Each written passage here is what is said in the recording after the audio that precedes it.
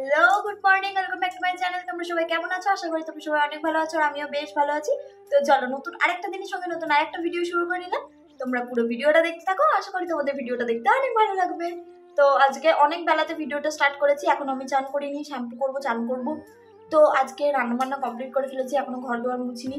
আর আজ আমার বাড়িতে কিছু গেস্ট আসবে, সেই কারণেই তাদের আর কি ব্যবস্থা করছি। মানে একজন দিদি, সে নতুন আসছে কোয়ার্টারে, তো তার জন্যই তাদেরকে রাত্রিবেলা ইনভাইট করা হয়েছে খাওয়ার জন্য। যেহেতু অনেক দূর থেকে জার্নি করে আসছে, তার উপর আবার নিজে রান্না করে খাবে, নতুন কোয়ার্টার, কিছুই তো গোছানো নেই, তো সেই কারণেই। তো চলো তোমরা পুরো ভিডিওটা দেখতে থাকো। আসলে কিছুই না গো, নতুন কোয়ার্টার আর কিছু তো গোছানো নেই সেরকমভাবে। আর তাছাড়া সব থেকে বড় কথা হচ্ছে কি, রোজ তো সে রান্না করেই খাবে। তার তো এখন ডেলি রুটিন হয়ে গেল কি, সকালবেলা ঘুম থেকে উঠো, বরের জন্য ব্রেকফাস্ট বানাও, আবার বর চলে যেতে না যেতেই ঘর দুয়ার গুছিয়ে, তার দুটো ছেলে আছে, ছেলেকে সামলে নিয়ে তারপরে আবারও দুপুরবেলার খাবার বানানোর কি চিন্তা। মানে এই সব কিছু তো তার রুটিনের মধ্যে হতেই থাকলো। তো সেই কারণেই আর কি প্রথম দিনটা যাতে একটু কষ্ট কম করতে হয় সেই জন্যই। আসলে এরকমভাবে না কেউ ভাবতে পারে না, মানে অনেকেই ভাবতে পারে না। তো আমাকে যেহেতু, আমি যেদিনকে আসি অতটা দূর রাস্তা জার্নি করে, আন্টি যেহেতু আমাকে খাবার দিয়ে গিয়েছিল, সেই কারণেই আমারও সেটা মনের মধ্যে হলো কি যে না, যদি আমার একটু মানে ভালো লেগে থাকে এত দূর জার্নি করে আসার পর খাবার বানিয়ে খেতে হয়নি, এটাতে যদি আমার আনন্দ হয়, আমার ভালো হয়, তাহলে আমি সেই আনন্দটা কেন না অন্য কাউকে দিতে পারি, তাই না? তো এটাই হচ্ছে ব্যাপার। তো ওদেরই খাবার দাবার করবো বলেই আর কি সব কিছু জোগাড় করছি। আর আমি আমাদের দুপুরবেলার রান্না এদিকে বসিয়ে দিয়েছি, প্রায় কমপ্লিট হয়ে গেছে আমাদেরও রান্না। এবার রাত্রিবেলার রান্নাটার জন্য না আমি ভাবছি কি টুকিটাকি করে সব কিছু জোগাড় করেই রাখি। তো ওরা চলে আসবে, তো তখন তো আমি আর ভিডিও করতে পারবো না। তো এদিকে কাবলি ছোলা করবো, তো সেই কারণে ওটা প্রেসার কুকারে সেদ্ধ হয়ে গেছে। আর এদিকে দেখো আটা মাখিয়ে রেখে দিয়েছি, আর অল্প করে ভাত করব, আর একটা যাই হোক কিছু তরকারি করব, কারণ ওরা না ভাত রুটি দুটোই খায়। তো যাই হোক কাবলি ছোলা আমার করা কমপ্লিট। এটা নিয়েই আমার একটু টেনশন ছিল কি এটা তাড়াতাড়ি করে নেব, তো যাই হোক হয়ে গেছে। আর এখন বিনস আলুর তরকারি করব একটু। আর এদিকে দেখো চালটাকে ভিজিয়ে রেখেছি, একটু পরে আর কি গ্যাসটা অন করে দেবো। প্রায় 8টা সাড়ে 8টার কাছাকাছি বেজে গেছে, সেই কারণে ভাবলাম এবার গ্যাসটাকে অন করে দিই। আর হাঁড়িতে ভাত করা তো অনেক দিন অভ্যেস নেই, সেই কারণে কি বলতো একটু অসুবিধা হয়। মানে ফ্যান ঝরাতে গিয়ে না হয় হাতে ফ্যান পড়ে যায়, না হলে ভাত পড়ে যায়, এরকম হয়।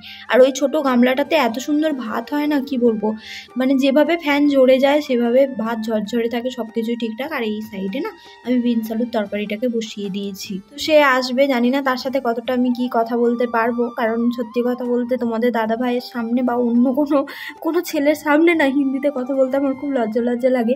এমনি তো চালিয়ে নিই, মানে এমনি ঠিক আছে বলে নিই, কারণ আমার পাশেই একজন দিদি আছে, সেও নন বেঙ্গলি, তো তার সাথে হিন্দিতেই কথা বলতে হয়। তো ঠিকঠাক আছে।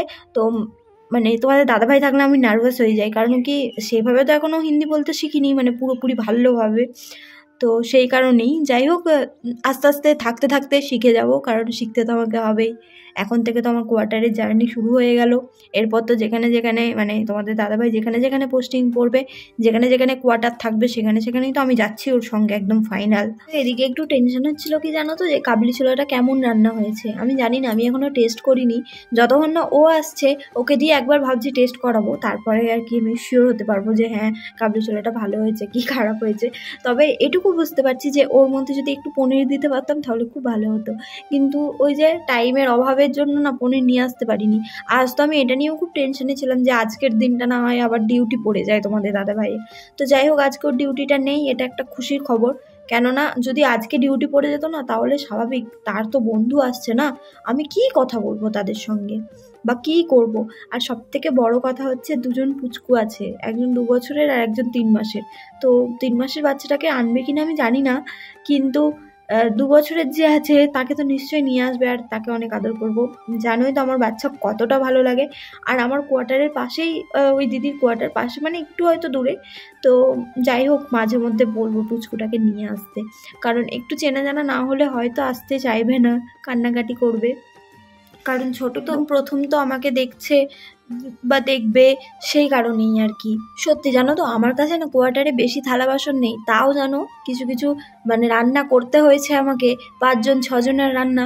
তো ঠিক হয়ে গেছে, এটা তো আমি খুব খুশি যে হ্যাঁ হয়ে যায়, আমার সঙ্গেও হয়ে যায় আর কি।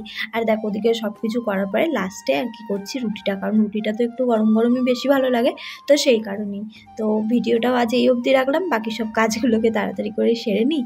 তো ভিডিওটা ভালো লাগলে অবশ্যই লাইক করবে, কমেন্ট করে জানাবে ভিডিওটা কেমন লাগলো, আর অবশ্যই কিন্তু আমার চ্যানেলটাকে সাবস্ক্রাইব করে দেবে যদি ভালো লাগে। তো ভিডিওটা যেই অবধি রাখলাম, থ্যাংকস ফর ওয়াচিং, বাই।